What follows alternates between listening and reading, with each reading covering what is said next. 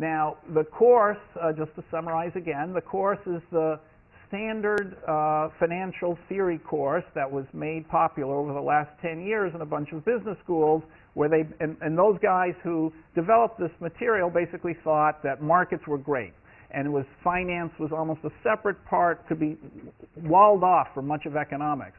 So here at Yale, we've never taught finance that way. We've always taught it as a part of economics, and the crisis recently, I think, has made it clear that that's probably the way one should really think about the problem.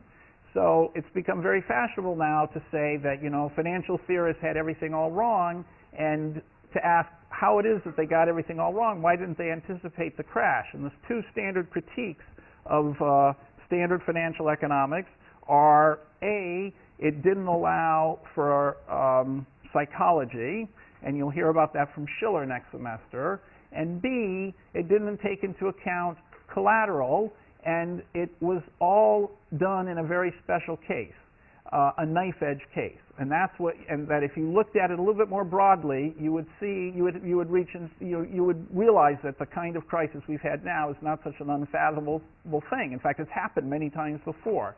So that's the perspective I'm going to take in this class.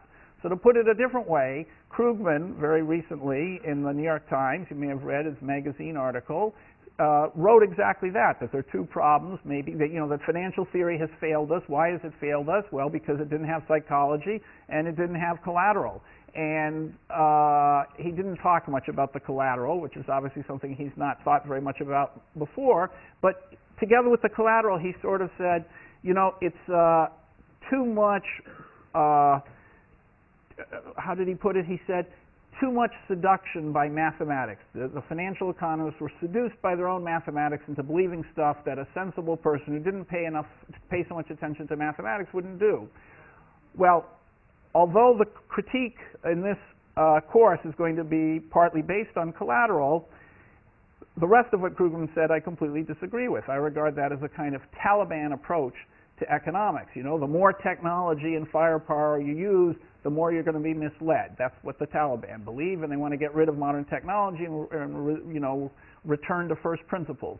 So I think, in fact, the problem with modern finance was not too much mathematics, but too little mathematics. And they made these very special simplifying assumptions and didn't realize how important the assumptions were to the conclusions. So we're going to re-examine all that, and that's what we're starting at now. We're going to consider, first of all, the argument that free markets work best. So we started with a little example. Oh, by the way, the first problem set, if I didn't mention it, is due Tuesday. So you need to bring it to class, and we'll have, and you're going to turn it into there'll be a box with each of your section leaders' names on it. So supposedly you've been able to sign up for sections by now. Is that right?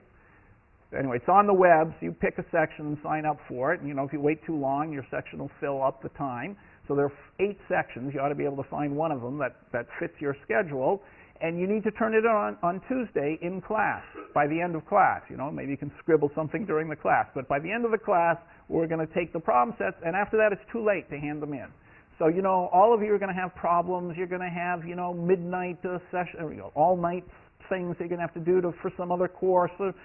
Grandmothers are going to die. All sorts of things are going to happen.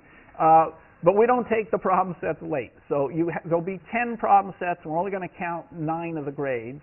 So you'll have 1 free pass, and that's what life is. And this is too complicated to keep track of people handing them late all the time. The answers are going to go on the web right after the class, and so it's just, in the past, we negotiated with every person who was late, and it's just too complicated. And when you make a simple rule, grandmothers don't die anymore. So anyway, that's how we're going to work it in the class. You just have to turn it in. And if there are 10 of them, only 9 count. If you miss one altogether, it's really not going to change your grade anyway. If you miss half of them, that's going to have some effect on your grade, and so I don't encourage you to do that, but I'm sure you won't do that. Okay, so I think that's all the preliminaries. There are 2 midterms, one in the middle of the class and one right at the end. Anyway, the question we want to spend the whole of the class on today is whether the free market is really such a great idea. And the quintessential example in which it is a great idea is the one we did in class on the very first day. We had a bunch of football tickets and there were buyers, each of whom knew his own valuation, and sellers, each of whom knew her own valuation, and we threw everybody together and just very briefly explained the rules. By the way, the only important rule was, there were two important rules. You had to announce publicly and loudly what price you were offering. That's very important. You don't have any secret deals. That would have screwed everything up. And secondly, we had a rule about once you make a deal, what happens? How does the thing actually get transferred? And, so there was one of the TAs stood by and wrote it down, and the two people exchanged the footballs and, agreed to it and walked off stage. So the actual mechanics of the transaction, to make sure that the person turning over the money actually gets the football ticket, that, of course, is incredibly important. And that's the thing that gets left out often in finance. That's the collateral business that we're going to come to later. How do you know that the guy's actually going to pay you what he promises? Well, he's got to put up collateral so that you can trust him. So without that, there would have been a big problem, and we're going to come talk about that later. In the old days, when you bought a stock, someone on a bicycle would carry the certificate, from one place. Someone would carry the check from one guy to another guy, and then the bicyclist would get off his, would get the stock certificates and ride the bike back to the buyer. So it was one broker to another broker. That sometimes it took a couple of hours. So there was a spacing in between when the guy gave over the money and when the guy got the stock back. And you have to allow for that. Maybe it would take a couple days to process on everybody's books. So there's a thing called ex-dividend. When you buy a stock, the old buyer continues to get the dividends for a while until the old owner, until a particular date after which the new buyer starts getting the dividends, if there are any. And everybody has to understand that because you have to allow for the actual trading technology. So all those things are going to come up later, and they were in the background of this example. But never mind that. The point now is that these people, everybody just knew their own valuation, not anybody else's valuation, and chaos ensued, hardly any rules, and miraculously, almost instantly, within less than 2 minutes, they figured out what to do, and they managed to get the football tickets into the hands of the people who liked them the most. And I'm going to just say that slightly more mathematically. You could model what everybody did as having a utility function for football tickets. Okay, so the top person, Mr. 44, gets utility of 44 for having one ticket, and tickets beyond that don't give him extra any utility, just still utility 44. Similarly, Miss 6 there at the bottom, she had utility 6 for a football ticket. But there's also money in the background, so the welfare function depended on the football tickets and money, and it was UX plus M. So why does that capture what went on? Because Mr. 44, knowing that the football ticket's worth 44, he would say to himself, should I get a ticket or not get a ticket? Well, if the price is under 44, the amount of money he gives up and loses is going to be less than the amount of utility he gains for the football ticket. So therefore, he'll buy the ticket. So this utility function, UX plus M, captures the idea, represents the goals of the people involved in the experiment. Each of them has a different U of X, but all of them are of the form UX plus M. And so the conclusion was, of the experiment and of the theory, supply equals demand, the conclusion is that the football tickets are going to end up in the hands of the people who like them the best. So what does that mean? That means that in equilibrium,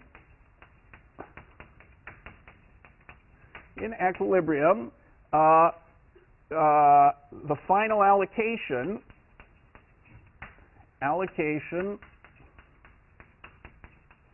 maximizes total welfare.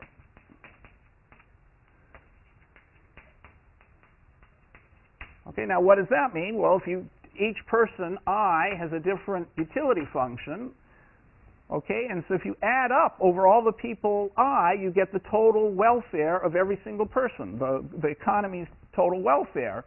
And I'm now about to prove, but it should be obvious, that total welfare is maximized at that equilibrium that you actually found in class, almost. It was just one tiny deviation from the theory. Nobody made a mistake, by the way. I think I mentioned this many times. I've done this experiment before, and Mr. Let's say Mr.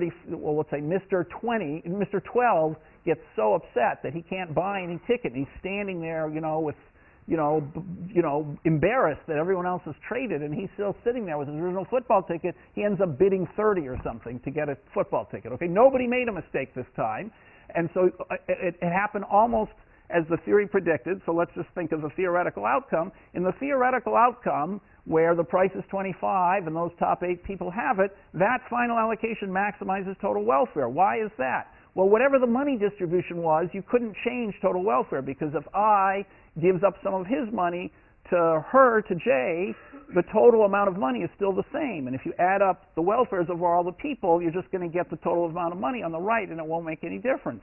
So therefore, to maximize welfare, all you have to do is maximize the sum of you have to put the football tickets in the hands of the people who want them the most. That's going to maximize welfare, because that maximizes the sum of the ui of x's, and rearranging the m's doesn't matter. So we found an equilibrium. That equilibrium maximized total welfare. So that was the original argument for why equilibrium was such a great idea. The greatest good to the greatest number became mathematical. It maximizes the sum of welfares, or the sum of utilities, they called it. Okay, that was the utilitarian view of economics. Utilitarian view. Okay, and that's sort of the view that was prevailed in 1871.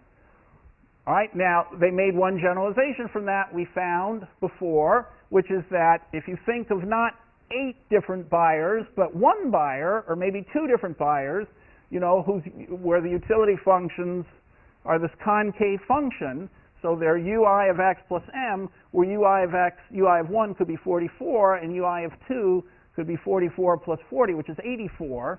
That consolidated person would behave exactly like the individual people.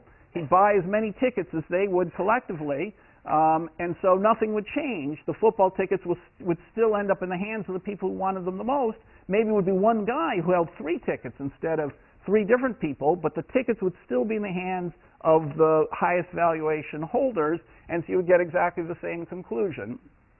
One last lesson from that example is that the price turned out to have nothing to do with the total value of football tickets. The price turned out to be equal more or less to what the marginal buyer and the marginal seller thought it was worth. So Mr. 26 and Miss 24, they're the ones who controlled the price. What 44 thought was totally irrelevant. So that was why it was called the marginal revolution in economics.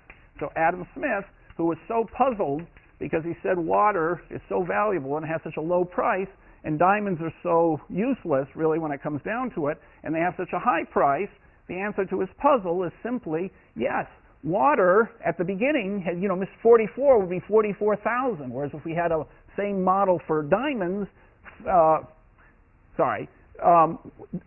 diamonds would also be very big at the beginning. But the point is, there's so much water in the economy that the marginal value of an extra gallon of water is not very high. The marginal value of water is low, even though the total value, which is the area under the demand curve, is very high. Okay, so that's the lesson that we learned in the first class. And now we want to generalize this to a much more sophisticated model, but one you can still compute very easily. And we're going to see how these special assumptions don't quite work so well. Okay, so yes, sorry. Please interrupt me at any time with questions. Yes. Could you explain again how you said that the welfare function and the utility function somehow the model clear functions together? Yes. Okay. So her question is, I said very quickly, which you'll see later, I pressed the button too soon. If I press down and it's halfway up, does that just break the whole thing? Or anyway. Okay, so her question is, she would like to know again why it is that I can sort of combine people into one person, and what do I mean by that? So what I meant by that is, if I have 2 people, Mr. 44 and Mr. 40, I'm taking the buyers to be he's and the sellers to be hers. I have two guys, 44 and 40, and I set any price. If the price is above 44, neither of them will want to buy. If it's between 44 and 40, just Mr. 40 will buy. If it's below 40, both of them will buy. Now suppose instead, but each of those guys is only interested in one ticket. Mr. 44's utility is UI of 1 is 44, UI of 2 is still 44. He doesn't get anything out of a second ticket. Suppose now I had a third person, a bigger person, whose utility K of 1 is 44 and UK of 2 is 84, 44 plus 40. So that person now is a bigger guy. He's interested in more tickets. That's what I mean by bigger. He's going to behave himself exactly the same way the other two separate people behaved collectively. So if the price is above 44, he won't buy either ticket. Because if it's 50 and he buys one ticket, he'll have lost 50 and he'll have gained 44 in utils. So he will have been worse off than when he started. And he certainly won't buy two. He'll be even worse off. If the price is between 44 and 40, he'll say to himself, this is a marginal revolution, if I buy the first ticket, I pay 42 and I get 44 out of it, so I've gained 2 U-dials. But now if I think about buying a second ticket for 42 and I only get 40 out of it, I'm going to start losing. So I'll stop with one ticket. So that guy will behave exactly the same way the two people separately behave. So whether it's two guys separately or one guy together, it doesn't make any difference. Their total action's exactly the same. And in the end, the football tickets have ended in the hands of the people who like them the most. Maybe I need a lot of more water than you do, but if I need it much more than you do, then all those gallons, the first few, maybe the first 20 gallons I drank, I needed more than your first gallon, and after that, you started needing water as much as I did, something like that. So the tickets or the water ends up in the hands of whoever needs it most. And it may be that there are more than one unit in each person's hands. Okay. Any other questions before I raise the thing again? All right. Now I want to... So that sounds all very convincing, but it's not going to turn out to be quite so convincing. So let's try and generalize this model to a more sophisticated thing. And so I'm following an example, which is in the notes. So you'll find that if you read the notes...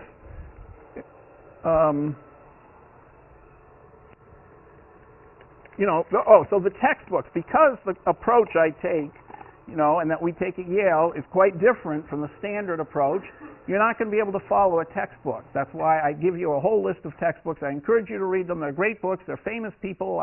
Most of them are quite good friends of mine.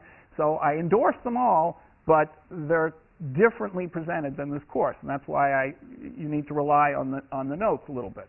Okay, so let's just take this example of... the first example. Suppose now that we have two goods, but they're going to be continuous. You don't have to have just one football ticket or two football tickets. We have two goods which we're going to call X and Y, and we've got two agents, A and B. And so WA of X and Y, that's the welfare function like we had before, okay, is going to be, whatever I had, 100x minus 1/2 x squared plus y. And now the endowments of goods, which I was a little bit fast and loose about before, EA of X, EA of Y. So I'll call that's the endowment of A. Okay, how much he has to begin with of X and Y, I say is 4 and 5,000. Okay, and then let's make another person, WB. His welfare function, or let's say his and her welfare function, is 30x minus 1/2 x squared plus y, and her endowment, EB of X and EB of y,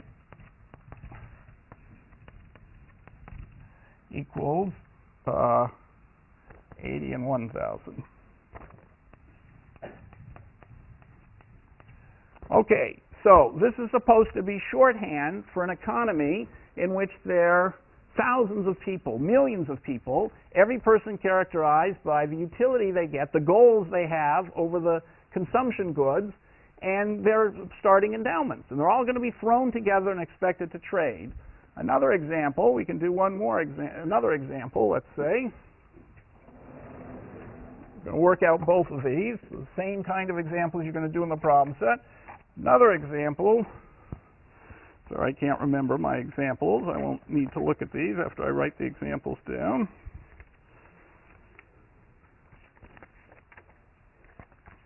Okay, so another one is WC of xy equals 3/4 log x plus 1/4 log y, and EC, the endowment of C,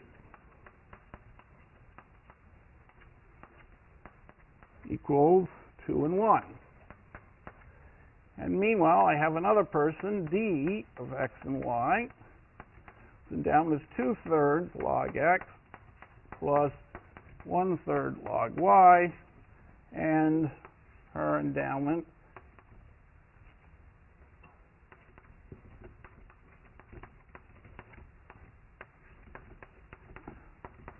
one, 2. Okay, and of course I could have had an economy in which they were all there at the same time, but I'm going to just keep them to do 2 examples. So you see, the economy consists of many people, many goods maybe, many people, and each with different endowments and different utilities. And if you throw them all together, what's going to happen?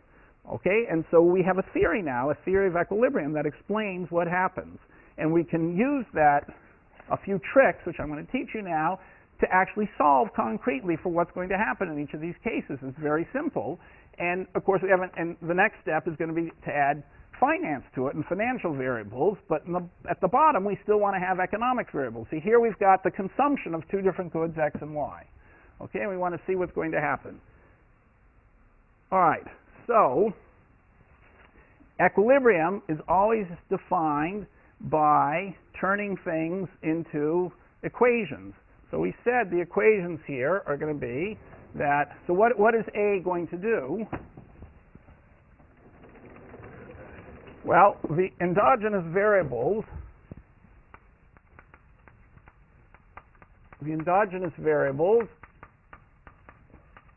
are going to be Px, Py, Xa, Xya, Xb, and Yb. That's what everybody has to decide. In the end, A has to decide, the prices have to emerge for X and Y. We're assuming again that these people, by the way, when I have one agent A and one agent B, I really mean there's a million agents just like A and a million agents just like B, and they're all shouting and screaming at each other, and they're in some kind of market. So if there's only one agent of each type, there'd be, bargaining and threats and be very complicated. But with lots of people of each type, that's what I'm talking about. So in our football ticket example, there were 16 people competing with each other. And you don't really need much more than 3 or 4 or 5 on a side, at least 4, to get, competition. So with enough competition, the theory says the prices are going to emerge, and people are going to look at the prices and decide how much they want to buy. What do they want to end up consuming? So A has to make his decisions, and B has to make her decisions. And so those are the endogenous variables. The exogenous variables were all of the, 80, 1,000, 1/2, 1 times y, 100 times x. All those numbers are exogenous. The utility functions, the endowments, are exogenous. So these are all the exogenous things. So the theory is going to say, how do you go from exogenous to endogenous? And it's going to be just a bunch of equations. So what do they each want to do? So A is going to maximize WA of x and y such that, as we said, the critical insight, the budget constraint, plus Py of y less than or equal to Px times EAX plus PY times EAY. But we know what these numbers are. EAX is 4, and EAY is 5,000. So A takes it for granted. Theory says this. It's very shocking, but it says A takes it for granted that he can sell all of his endowment if he wanted to, 4 units of X and 5,000 units of Y, and get the money from doing that, and use the money to spend on his final consumptions. Let's call this XA and Y, on his final consumptions of XA and YA. So let's call this. Let's leave out the A's here for a minute, because those are the choices he has. He wants to max over X and Y. So there are many possibilities. It has to satisfy this budget constraint. And similarly, y is going to be maximizing over x and y, WB of xy, okay, such that pxx plus pyy less than or equal to px times 80 plus py times 1,000. I think I remember the numbers finally. Okay, so, and now what we want to do is we want to solve for these variables so that when A, taking px and py is given, maximizes his utility function, he'll choose xa and xb, and B will choose ya and yb, such that demand equals supply. Okay, and so I'm going to write over here maybe demand equals supply. So we know that in the end, so the choices, so whatever these choices are, they're going to lead to him choosing xa and ya, and her choosing xb and yb, and it's got to be that xa plus xb equals EAX plus EAB, which equals 4 plus 80, which equals 84, and it's got to be that YA plus YB has to equal EAY plus EBY, sorry, bad, which equals 5,000 plus 1,000, which equals 6,000. Okay, I hope I've remembered everything. So, all right, so those are two of the equations, supply has to equal demand. And what are the, and now let's just do a little trick here to get some of the other equations. A is going to spend all his money. What's the point in not spending money? Because the more X he has and the more Y he has, certainly the more Y he has, the better off he is. He's not going to waste money. So this is going to turn out to be an equality here. Okay, so that's actually an equation, not just a variable. So Px times XA, now the actual solution, plus Py times Ya has to equal Px times 4 plus Py times 5,000. That's an equation. And then similarly, Y, she's not going to waste her money. She's going to spend it all if she's optimizing. So this will turn into an equality. And so this will give Px times Xb plus Py times Yb equals Px times 80 plus Py times 1,000. So we've got 4 equations. And now we have to do the marginal equation, the crucial marginal equation. So what does that say? That says, okay, we talked about this last time. You've all seen it before, so I can go quickly. But this was the critical insight that took years to develop. Marx couldn't figure it out till his dying day. He was trying to understand what these marginalist guys were doing. And so, the idea is that the margin, if you've optimized by choosing XA and XB, if he's optimized choosing XA and XB, it has to be that the last dollar he spent, he was indifferent between where he spent it. Otherwise, he would have moved a dollar from one thing to the other thing. So it has to be that the margin utility of X, okay, at XA and YA, divided by the price of X. So what is that? What's the margin utility of X? It's 100 minus, that's the derivative of X, 100 minus 2 times a half, 100 minus X. Okay, has to equal the margin utility to A of Y divided by the, sorry, I meant to leave room here, equals the margin utility of A of Y evaluated at XA and YA, okay, divided by the price of Y. So that equals 1.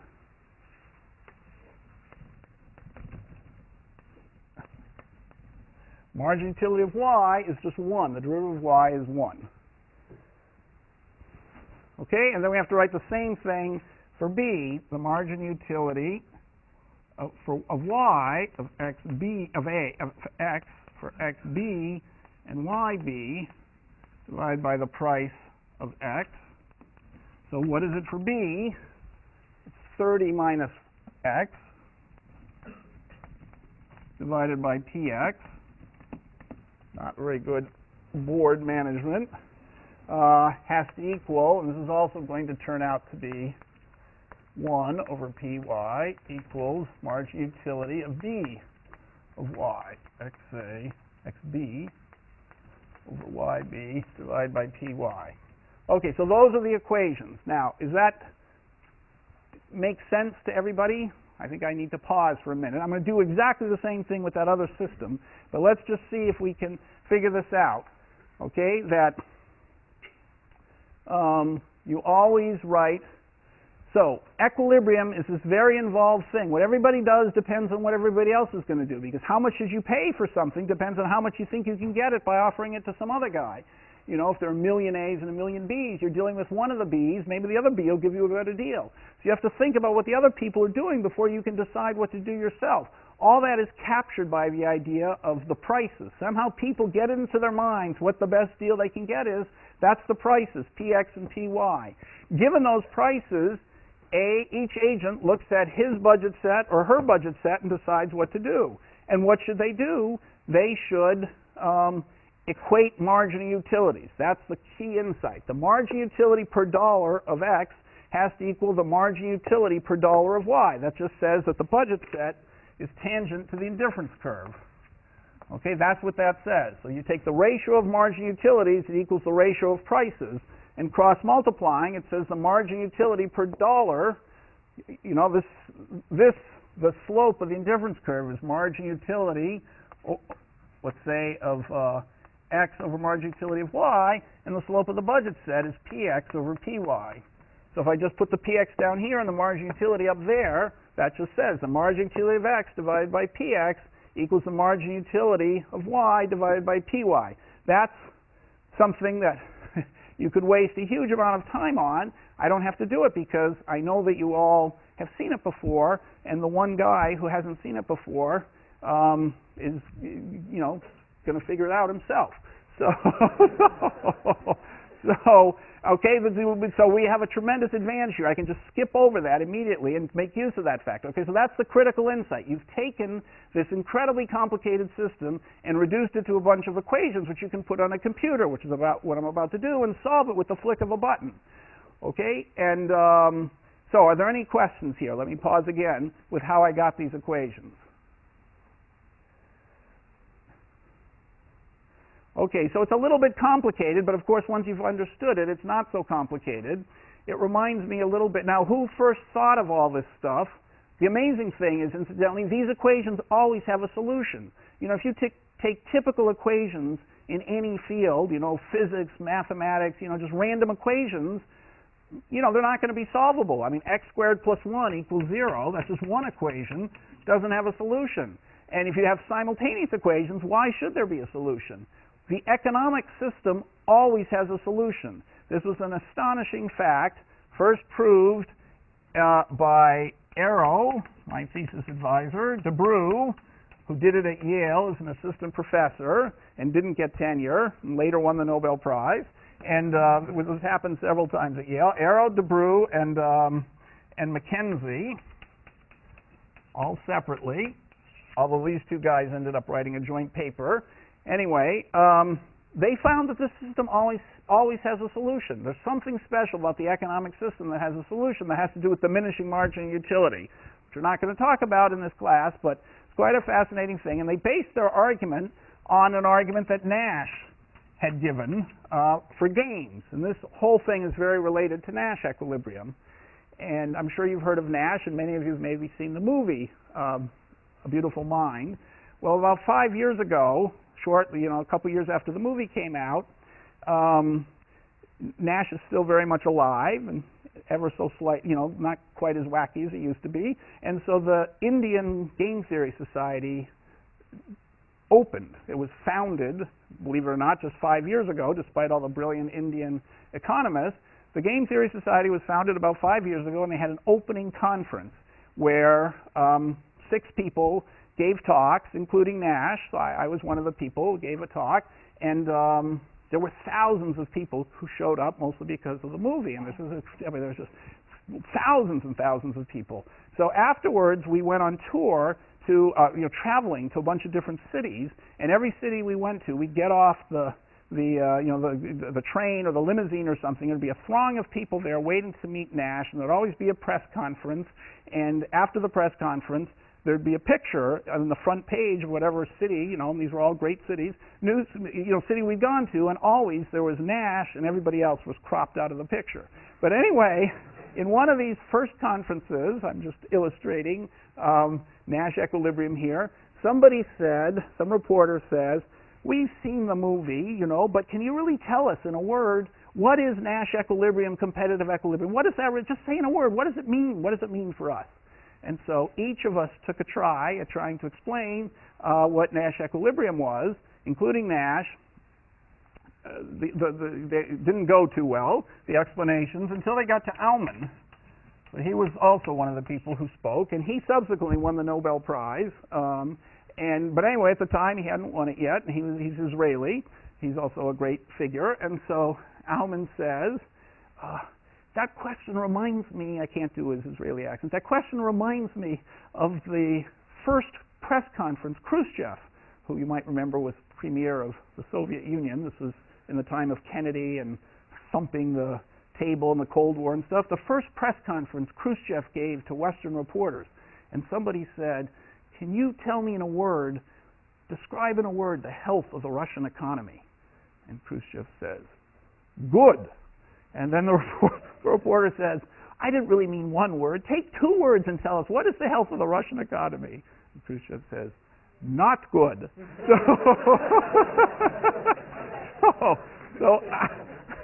So Aumann says, in equilibrium, in 1 word, is interaction. In 2 words, rational interaction.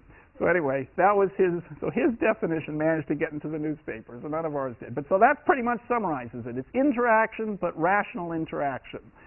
So, and it's captured by the idea that everybody anticipates the price, and those prices are going to really lead to the market's clearing. So they all are anticipating the right prices and behaving as optimally as they can, choosing the best thing in their budget sets. Okay, so I put this on a computer and solved it, which we're going to do in a second.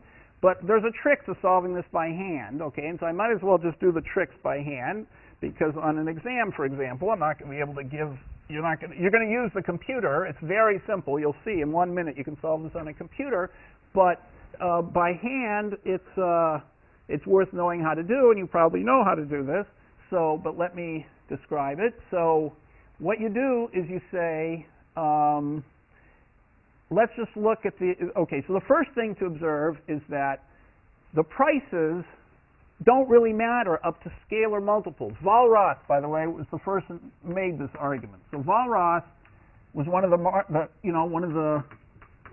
marginalists in 1871 from Lausanne. So he says, look, doubling the prices isn't going to do anything. It's just like changing dollars into cents. If you look at everybody's budget set and you double px and py, you're doubling both sides of the equation. You're not doing anything. So if px and py are part of an equilibrium, 2px and 2py will also be part of the equilibrium, because the prices only appear here in the budget set, and doubling them all doesn't do anything. So really, you might as well assume that px equals 1.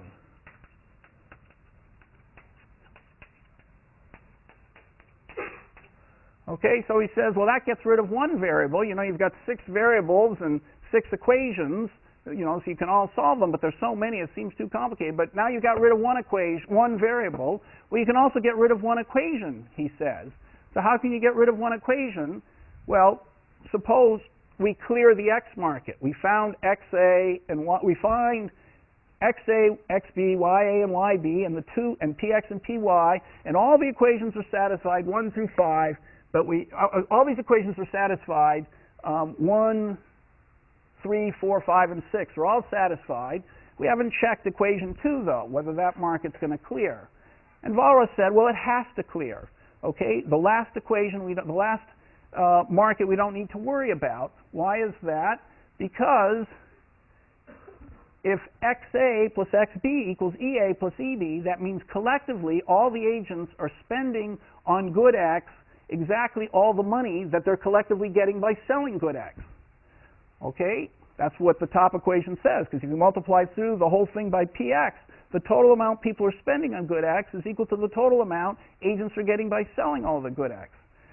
So since everybody's spending all their money, that must mean the rest of their money collectively is just all their money they're getting from selling good Y. They must be spending it all collectively on buying good Y. Okay, so that means the next equation automatically has to hold because everybody spent all his money. So therefore, all the money collectively that was spent on good X equals to what's purchased of good X, because supply equals demand for good X. So good Y, it has to be that all the people, the income that they're getting on spending good Y, all of that was spent on buying Y collectively, not any person. Each person is, selling Y and buying X or something, but collectively, all the money we've just deduced spent on Y had to go to buying Y. So therefore, the Y market is clearing too. So once you've cleared all the other markets, you know that the last market has to clear. So without loss of generality, don't worry about last market. Okay, so that reduced it to 5 equations and 5 unknowns. So that helped. We got rid of one equation and we got rid of one unknown. So we got rid of the top equation, let's say, and PX. Or we got rid of, one of those two equations, the market clearing equations, doesn't matter as long as we do all the others. And one of the prices we can fix at 1. So then the next step was, since we can fix PY, let's say at 1, might as well fix PY at 1, this becomes a much simpler equation. This now I can replace with 1, and this I can replace with 1. We already know what the price is of Y, it's 1. Okay, but now things get very, very simple, because you have 100 over minus X over PX equals 1, so I just write that again, 100 minus PX over PX, 100 minus X over PX equals 1. So I bring the PX to the other side, and I have 100 minus X equals 1. This is XA. Okay, or to put it another way, equals PX. Another way of writing that is XA equals 100 minus PX. Okay, and then from this bottom equation, I've got 30 minus PX, 30 minus XB. Sorry, this was equation, these are A's, this was B. I forgot the superscript. So 30 minus XB over PX has to equal, well, the margin utility is 1, and the price is 1, so that equals 1. So I just have 30 minus XB equals PX, or in other words, I have XB, just writing this, bringing it to the other side, equals 30 minus PX. Okay, so that's the, okay, so you look at the demand. So this is what Walras did. He said, forget about all these equations, just look at demand and see where demand equals supply. So here, given the price PX and PY, we know without loss of generality, PI is 1. So given PX, this is how much A is going to demand of X. And given PX, this is how much B is going to demand. And we know in equilibrium, by that top equation, that plus that has to equal 84.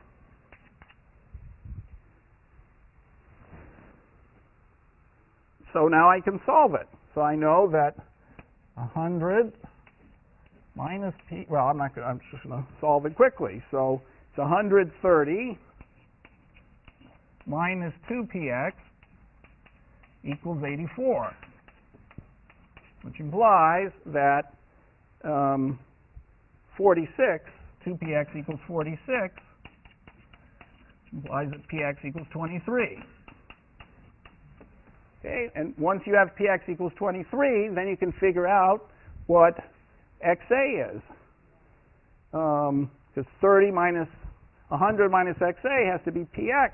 So that implies that xa is 23, and it implies that xb is, xa is 77, right? 100 minus 20, where is xa? xa is 100 minus px. So if px is 23, xa has to be 77. It implies that xb, I can do xb from over here, 30 minus px is 7. And sure enough, 77 plus 7 really do equal 84. So we've cleared the top market. And now we don't have to worry about the other market. We can figure out what XB is. How do we figure out what XB is? Well, we go into this budget set. If he's going to, at a price of 23, he's going to consume 77, that's going to cost a bunch of money, and this is how much income he has, and we subtract it off, and PY is 1, we can figure out what Y is. Okay, so we could figure out from this XB and, YA and YB. And we know that that's going to clear the market, so we solved the problem. Okay, but we can do this on a computer. All right, so are there any questions how I did this? I'm going to do it one more time with this model, and then I'm going to do it on a computer. And this is the kind of problem that hopefully will be second nature to you after you do the problem set. It's a very elementary thing. Of course, the first time you do it seems very complicated, but it's a very mechanical, elementary thing, but it's going to give us a lot of insight into the economy. So any questions? Yes? I'm just wondering what those two lines said. I think the first word says assume. Assume this says without loss of generality that px equals 1. Okay, and the second one? Except that I took py. This is py, not px. Py equals 1. And the second line, this one says, okay, so without loss of generality, py is 1. So having put py equal to 1 here, I then looked at these equations. 100 minus xa over px equals 1 over py. But I took py to be 1, so that's 1 over 1, which is 1. And I took this equation, which is 30 minus xb over px equals 1 over py. So 30 minus xb over px equals 1 over py, but that's 1 over 1, which is 1. So I wrote that. So this is how I got my two critical equations. Okay, these two equations here, this and that, went down to this. And then I just rewrote this one as xa is 100 minus px, and this one you can write as xb is 30 minus px. So 100 minus px, 30 minus px, and then I added xa to xb, and I got 130 minus 2px equals 84, and I got px. Yep. So if we can set py to any number? Any number. It's the same result? Yes, you'll just multiply the prices. If you set py to be 2, you've gotten px to be 46, and you get the same answer. They're like relative prices? So the only thing that matters is relative prices. So this is what Walras pointed out. If you change dollars to cents, you're going to multiply every price by 100, but the relative price of oranges and tomatoes is going to be the same as it was before. So the theory only produces relative prices. Any other questions? Or was someone else raising their hand? Nope. All right, let's just do it one more time so you see you get the hang of this, and then we're going to talk about why the market's so good, and we're going to see things are getting a little bit more complicated. Okay, so let's do this one. This one is going to work. Oh, so I wasn't very clever here. Oh, maybe I could be more clever. Okay. Okay, so how do we do this one? Well, we have to write down all the equations. So what are they going to be? They're going to be the same as before. XA plus XB equals EAX plus EBX. Okay, that's supply and demand. But this is just 2 plus 1 equals 3. And over here, we have, it's not A and B anymore, it's C and D, I guess I called them, C and D. Okay, and now we have, for the second one, we have YC plus YD equals ECY plus endowment of C of D of Y equals 1 plus 2 equals 3. Right, so that's supply and demand. Then we have to do the budget sets. They're going to be simple. PX times XC plus PY times YC has to equal PX times 2 plus PY times 1. Right? And the budget set for D is PX times XD plus PY times YD equals PX times 1 plus PY times 2. Okay, and finally, we have to do the marginal business. So what's the marginal business? So somebody tell me this. So we need the margin utility of A, okay, over the price of X. What's that? What's the margin utility of X to Mr. A? 3 over 4 what? Okay, that's what you said, 3 over 4x, exactly, divided by px. Okay, so how did I do that? I took the derivative of 3/4 times log x. This is the only thing you have to know. The derivative of log x is 1 over x. Okay, and that's going to be equal to the margin utility of x a y a with respect to y over py, and that's equal to what? 1 over 4 y. Yes, my A's are C's. Thank you. I'm glad you pointed that out. Thanks. So, you know, it's embarrassing to make all these mistakes, but you'll find in 30 years you'll start making mistakes too. Anyway, so here you go. So, okay, so that's that equation, and then we have to do the same thing for y, and I should have been more clever and left more room, but I didn't. But anyway, the last equation is going to be margin utility. So what is the last equation? Let's just, okay, margin utility of d x divided by p x equals what? 2/3 times 1 over I divided by px equals what? Margin utility equals, I'm not going to write out margin utility of y with divided by py is what? yd divided by py. Okay, so those are the equations. So now we're going to put these on a computer, but we can solve these by hand again. And we're going to see it's very useful to be able to do this.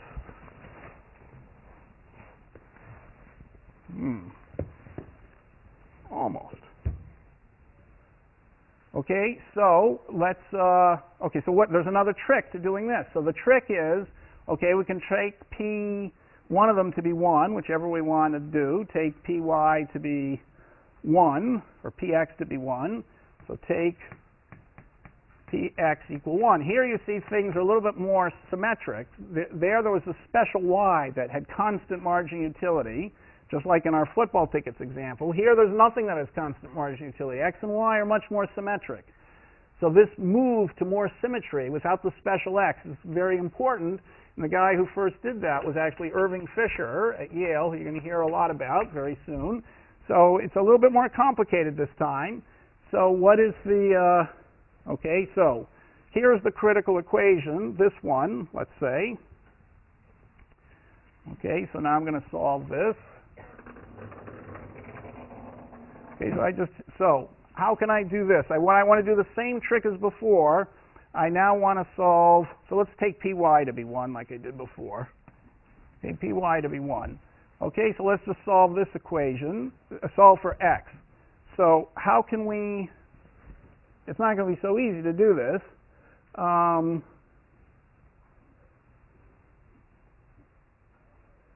Okay, so now there's a tremendous trick here. What does this say if I rewrite this? It says,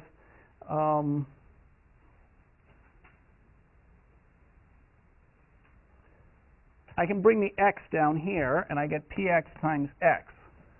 Okay, and I can bring the y down here, and I get py times y. So it says that the amount you spend on x relative to 3/4 is equal to the amount, this is, by the way, Mr. C, the amount C spends on x relative to 3/4 is equal to the amount he spends on y relative to 1/4. Okay, but the total spending on x and y has got to be all his income.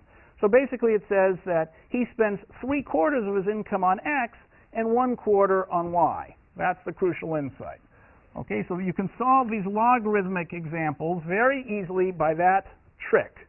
Okay, so it's evident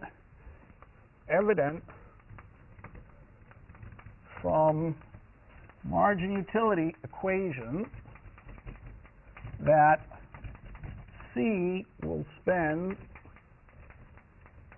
3/4 of his income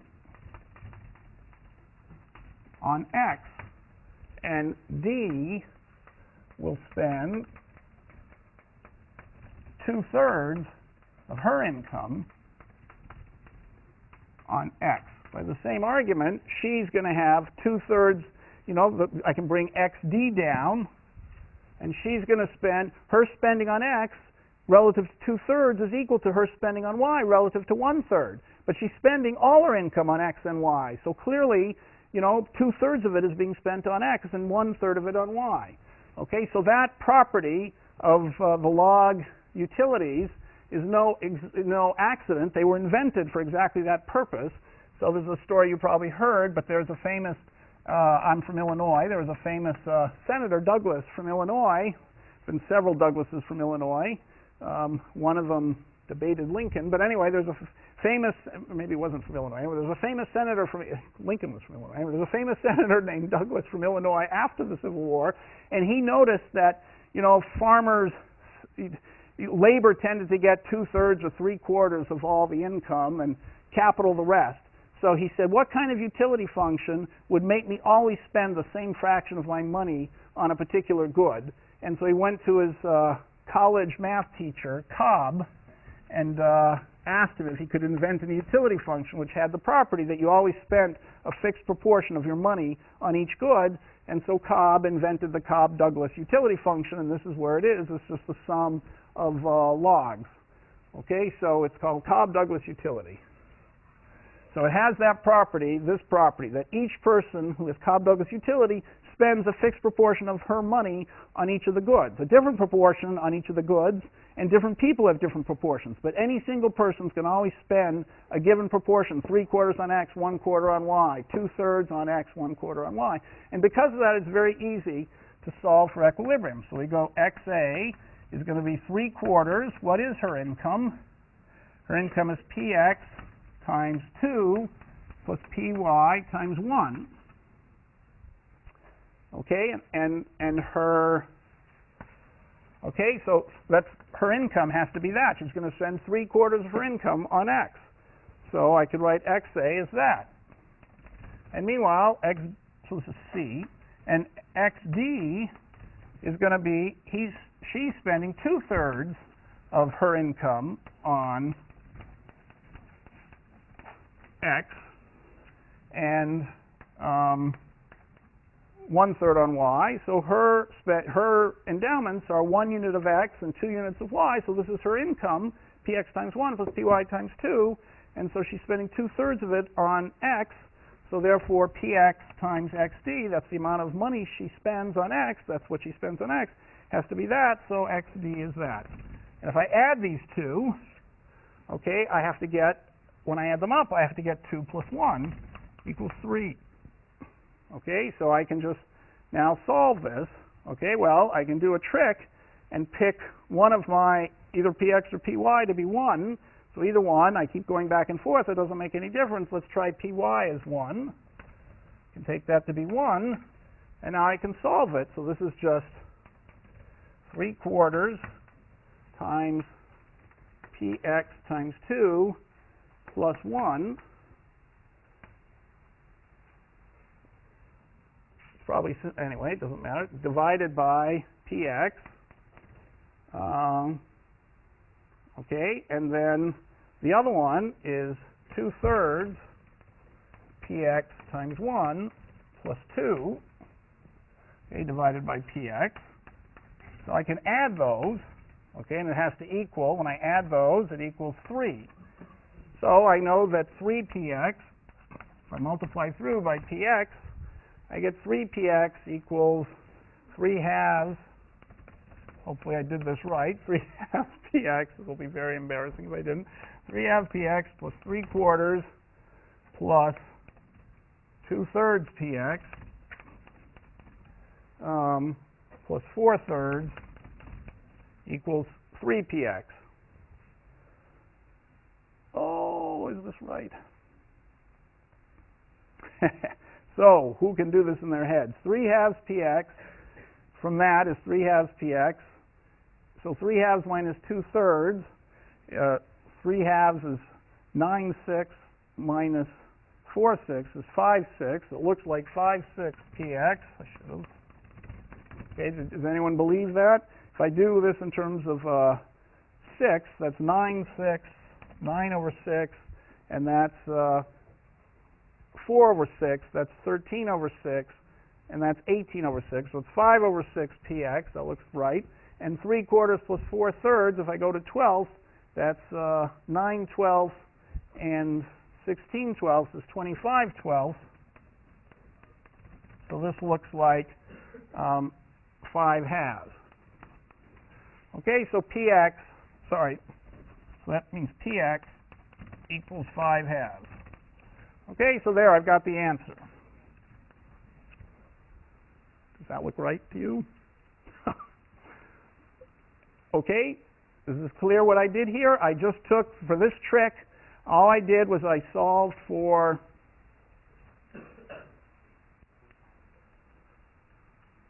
okay, so let's just repeat what I did. Just like over there, I reduced it to simultaneous equations in a mechanical way, in a very simple, straightforward mechanical way, which the first time you see looks very complicated, but it's very simple, in fact, after you've done it once, and then it allows you to take these very complicated models and say something concrete. So I've got all the people's, their welfare functions and their endowments. So I say in equilibrium what has to happen. Whatever they decide to eat, C and D, what he eats plus what she eats has to be the endowment. The total endowment is 3. So the total consumption of X has to be 3. The total consumption of Y between what he eats and what she eats also has to be 3. Okay, now each of them is going to spend all their money. He's going to spend all his money. She's going to spend all her money. Because it's Cobb-Douglas, because it's logarithmic, and you do this margin utility stuff, you find out, and this was the only trick, so this is a non-obvious trick, which some senator and a professional mathematician had to invent. Cobb-Douglas is designed so that you can say right away, with those utility functions, D is clearly going to spend 2/3 of her money buying X, and C is going to spend 3/4 of his money buying X. It's just obvious from the first order conditions, from this margin utility conditions, they're called first order conditions, from this equating margin utilities. That was the crucial trick. Okay, so that's a trick that you have to internalize, and from now on, that's all you have to know, that C is going to spend 3/4 of his money on X, 1/4 of his money on Y, and D is going to spend 2/3 of her money on X and 1/3 on Y. But supply has to equal demand. So what is C? What is he actually buying? Here's his total money. He has 2 units of X and 1 unit of Y. So he's selling his units of X at the price PX and his units of Y at the price PY, and he's spending 3/4 of it on X. So how much X is he actually buying? This is the amount of money he's spending on X divided by the price of PX. That's how much money he buys of X. She's going to spend, here's her income, which is not quite the same as his because her endowment's different. That's her income. She spends 2/3 of it on X. So the amount of X she wants to buy is the amount of money she spends on it divided by the price. That's how much she wants to buy. Now I just have to add XC plus XD. It's very hard for me to do at the board and you to follow there, but of course if you stare at the page for a minute, it's, at home it'll be very simple to follow. I do Walras's trick. I said I can always take PY to be 1, okay, and if I take PY to be 1, I'm going to get this income is PX2 times 1 times 1, which is just 1. So 3/4 of this divided by PX, that's what he's buying. She's buying 2/3 of her income, which is PX times 1 plus 1 times 2, which is plus 2, divided by PX, that's what she's buying. And I just add this to this and do a little algebra. Okay, so I just add and do a little algebra, and lo and behold, PX is equal to 5/2. So I happen to remember that's the right number, so I actually did this right. So PX is equal to 5/2. Okay, and we solved the whole problem. So if PX is equal to 5/2, how much is she actually buying of X? Well, I could always plug this back in, plug in PX is equal to 5/2, and find out that's 5 plus 1 is 6, times 3/4 divided by 5/2. That would tell me how much XC she was buying. Okay, so, and I could plug in 5/2 for PX, and I'd get how much D was buying of X, and I could also plug px equal to 5/2 and py equal to 1 and find out what they were doing of good d. Okay, so you can solve it by hand very easily, but let's just solve it by computer instead, unless there's a question. Ha, I stopped it. Any questions about what I did here? Yes. So you just maximize utility, so there's no other allocation that makes utilities any greater. Okay, well now we haven't gotten here yet. So now we're gonna, so I'm obviously not, I've run over a little bit, so I'm gonna finish the class by doing this, repeating this calculation on a computer just by pressing a button, and you'll see what the answer is, okay? But then we have to examine the question, have we really maximized utility here? And to give away the punchline, that utility was very special. It was constant margin utility of 1 in a particular good y. That's what made this example is almost identical to the football ticket example. The final equilibrium is going to maximize the sum of utilities. Here, this equilibrium is not going to maximize the sum of utilities. There's no reason it should maximize the sum of utilities. And so you need a different definition of why the free market is such a good thing. So economists made a tremendous mistake. They thought that the original criterion for a good market is you maximize the sum of utilities. That's not even true in an example like this one. So we need a different definition, which we call Pareto efficiency, that illustrates why the market's good. But if they made a mistake once, stands to reason they could make a mistake another time. So there's something special even about this example. When we put in financial variables, I'm going to argue you shouldn't expect to get the optimal outcome all the time. But that will be next class. Yes?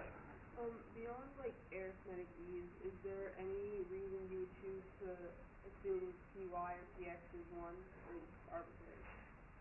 No, there's no reason to pick px or py to be 1. Whichever one you want, you can choose to be 1, and I keep going, I can never make up my mind which one to do. So, it's, yeah, just whatever works out. This one, it clearly worked out arithmetically easy to take py equal to 1, because the margin utility of y was 1, and that canceled everything out.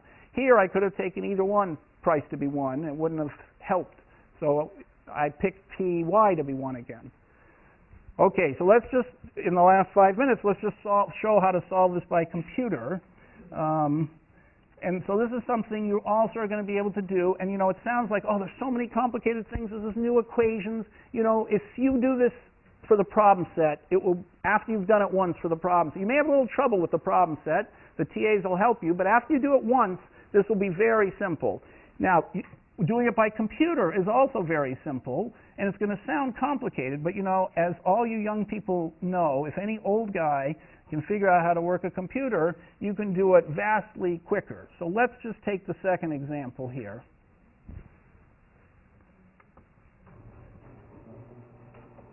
Okay, and we have 5 minutes left. That's all it'll take.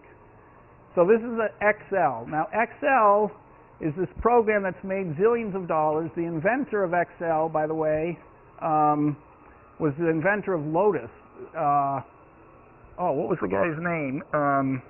His sister was in my class at Yale. He was 2 years ahead of me.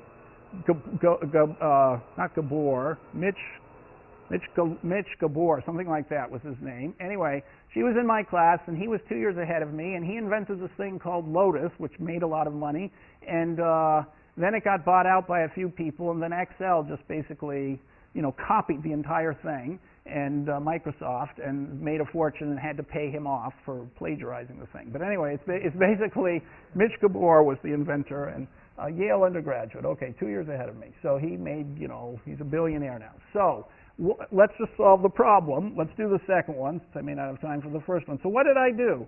I said, let's write down the exogenous variables first. Sorry, let's go up. Okay. So the exogenous variables are the endowment of X, of the two goods, A and B, that's 2 and 1, okay, and of B is 1 and 2. Now, what are the variables?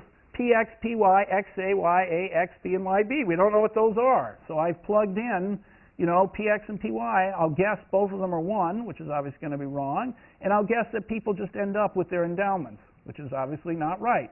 Okay, so then I look at the budget set. So, okay, so those are my guesses for these are the endogenous variables and wild guesses about the solution. Now, what are the equations? Well, we wrote them down. There's the budget set of A, so that's just the budget set of A. So how do you write these equations down? You simply name it's up here. If you haven't used Excel before, up here, you write down the letter, see, B, 35, that's px. So B35 times B31, that's px is B35 times endowment, XA. That's the income. I wrote the income first. That's the income A has minus how much she spends, or he spends. B35 times B37. B35, remember, is the price of X. B37 is how much he buys. Okay, so that's just the budget set. So for each of these equations, the margin utility, I just did the same thing. Remember, the 3/4 over px times x, and equals 1/4 times py times y. So this should be equal to 0. All these equations are, instead of saying this equals that, I subtract the right-hand side from the left-hand side. So you want all these equations to be equal to 0. I just wrote down the six equations. Okay, and so Excel now tells me, that of course the budget set is going to be satisfied automatically because people are consuming their endowments, and the budget set of B is automatically satisfied because I've just had them choosing their endowments, and markets are going to clear, of course, because everybody's choosing their endowments, but they're not optimizing. So the first order, this margin utility stuff is all screwed up. So what do I do on the right? For every error in the equation, I square it. So I've squared all the errors. Okay, so these are my equations I need to satisfy. 1, 2, 3, 4, 5, 6 equations. 1, 2, 3, 4, 5, 6. And I sum the squares. Okay, so if I make the sum of the squares zeros, each of those has to be 0. So Excel now can minimize the sum of squared errors. Excel is going to search over all endogenous variables, px through yb, to find the things that makes this number as small as possible. Once this number becomes 0, it means all the ones above it have to be 0 because they're all squared numbers adding up to that.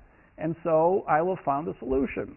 So you see that all you have to do, if you've done this before, of course it's obvious. If you haven't, it's just so simple to write the equation.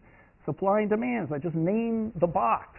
B32, that's just, that's the endowment of YA plus the endowment of YB equals the consumption of A plus the consumption of B. That's that difference we want to make 0. Okay, so here's how you solve it. There's a thing called Solver. So you go to Tools, and you hit Solver. And now Solver says, okay, you want to take a target cell. I cheated. I already knew what it was. C47. So it's a target cell. I hit Minimize. So I want to minimize that. And now what cells do I change? Well, I have to tell Excel what to search over. So now Excel, what are the cells? I could say px, all the endogenous variables, but I know I can fix px to be 1. Okay, so I'm going to forget that one, and I'm going to say just these 5, right? I don't need all 6 of them, just 5, because I can always take px to be 1. Okay, so the solver now knows it wants to minimize this number, which is the squared errors of all the equations I want to hold equal. It's going to minimize that by searching over all those numbers. It's not very smart about searching for it, and sometimes it never finds an answer. We know there always is an answer, and so how do you solve it? You just hit solve, and it's going to search and do it. And what should the answer be? If I fix px to be 1, okay, remember the answer was when py is 1, x turns out to be 5/2. If I fix px to be 1, what should py be? The solution we got before was px equals 5/2 and py is 1. Now I'm going to fix px to be 1. So what should y be? X was 5/2 times y, so y should be 0.4. So if this solves right, we should get py to be 0.4. So I just hit solve, and voila, I get py to be 4. I find xa is 1.8. I find all the numbers. I just solved it just like that instantly. Okay, so you can see how useful it's going to be to use Solver and do these problems.